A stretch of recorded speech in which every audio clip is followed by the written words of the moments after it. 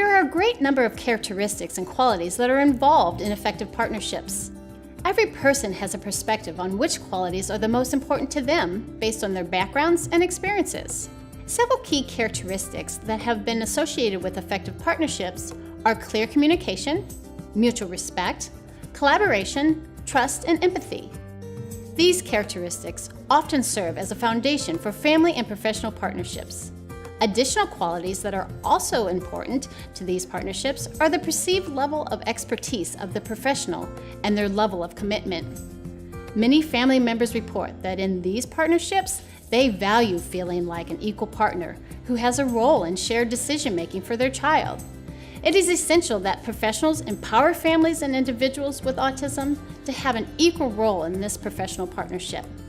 Family members and individuals with autism can best describe their needs and concerns, and therefore this expertise needs to be utilized within these relationships.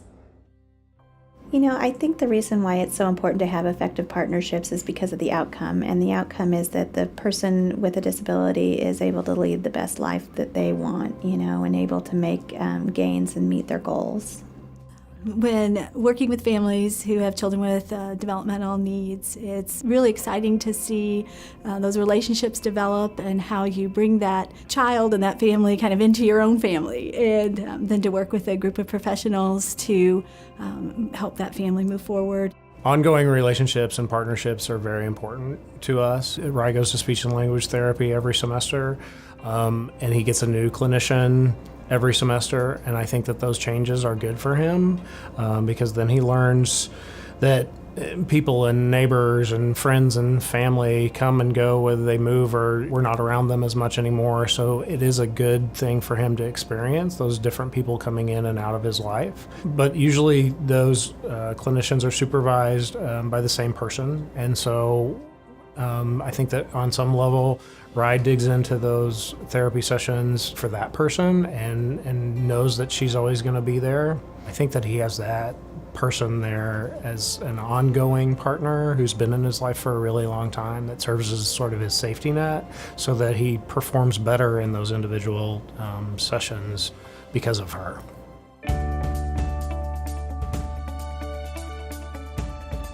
I think qualities that are important for an effective partnership would be open communication and flexibility. So being able to have open, honest conversation about what's going on and what's important, and being flexible enough to see someone else's point of view and to maybe meld your point of view a little bit to the other person's.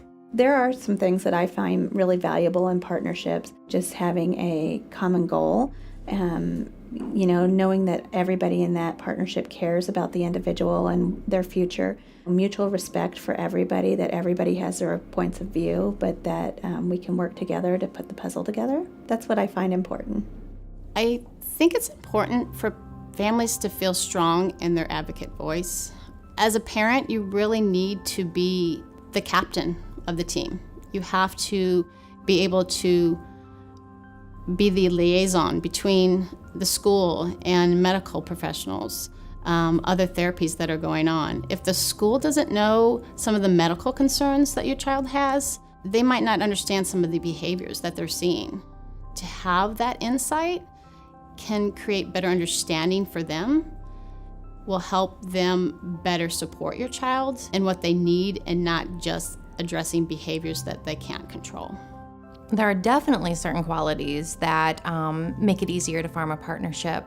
Obviously, trust is huge, and I think anything we can do that humbles ourselves, that makes us a better listener, that makes us a better communicator, so that that parent feels like they understand my child, they understand what I want for them. Maybe we don't always agree on something, but I know they have their best interest at heart and they are the expert here.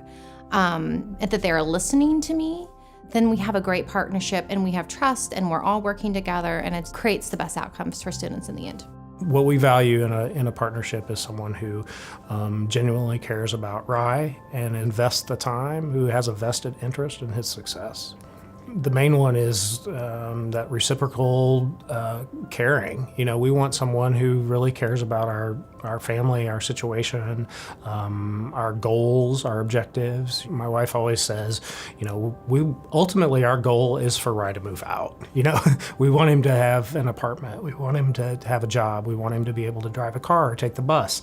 And so we value people who look at those things as attainable objectives.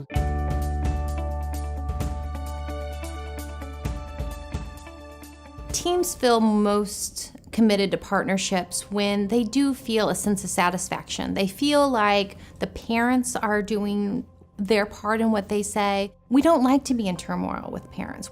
In the end, when we both feel like we're on the same page, we feel good about the partnership. Anytime that we feel like somebody's against the other, that can create a lot of anxiety for both parties.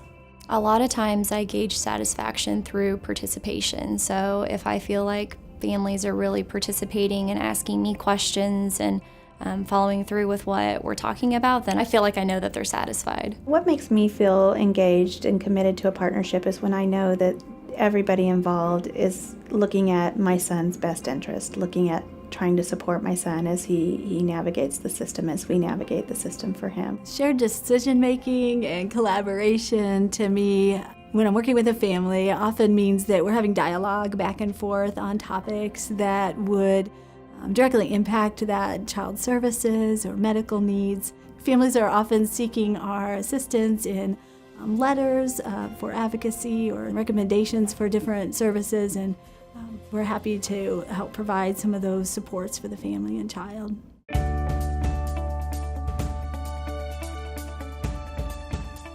A family that I really had a successful partnership with required a lot of time and effort outside of kind of normal working hours for a lot of the professionals involved. We had to do a lot of communicating, scheduling, and trying to figure out when we could all get together and be able to talk. And we were able to get together as a huge team with all of the professionals that were involved with this child and the family, and really hone in on what was important and what the family's priorities needed to be based on what the family wanted to do. And that was really difficult because it wasn't just a 5-minute conversation in the lobby. It took a lot of time and effort on everyone's end to really make it happen.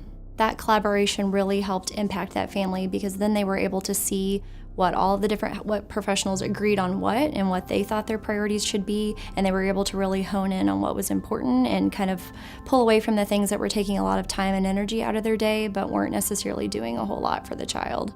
One of the things that make me feel like people really care and are supporting my son is when they talk about his strengths and talk about the things that he does well, in addition to the things that we need to work on, and also that they talk about the strengths of our family in addition to the things that we need to work on, and that we're all on the same page with the same goal. I think our objective is obviously his success in being a social person and to get through school and to do all the important things that we want for him. Ongoing relationships help us do that because he's comfortable with those people and he's going to give them more, and we all have techniques in getting into him and getting through to him and getting him to produce for us. I have a number of families that we've had just excellent parent-professional partnerships over the years, and I can think of several children that I've known since they were 2 or 3, and just watching and applauding the progress that those kids have made with those families over the years. Many are now graduating out of my care, and it's just exciting to see what they're doing and have watched their families go through that process. I think some of the things that have made those partnerships really successful have been just a really open communication between the parent and myself, access to each other through either electronic means to communicate or over the phone, or open door for visits when needed. And we've been able to work through a lot of situations that might have otherwise ended up in more of a crisis situation by being able to be responsive to the needs that come up. One example of a very successful outcome we have had would be with a student who really struggled in one particular school behaviorally, and the parents definitely felt like it was a product of how those staff members were dealing with the behaviors. The parents moved over the summer and were coming back to a different building within our district. So we spent a great deal of time listening to the parent, listening to the ideas, listening to some of the medical advice that she was bringing to the table. And in the end, with a few tweaks on our end, we came up with a plan that everyone felt good about, with the idea of increasing time at school. And over the course of a few months, the student was extremely successful. We had multiple phone calls to amend the IEP where the parents, you could just tell, felt completely trusting of that case manager, of the case manager's interactions with her child. And it just proved to be extremely successful, and very proud of that transition.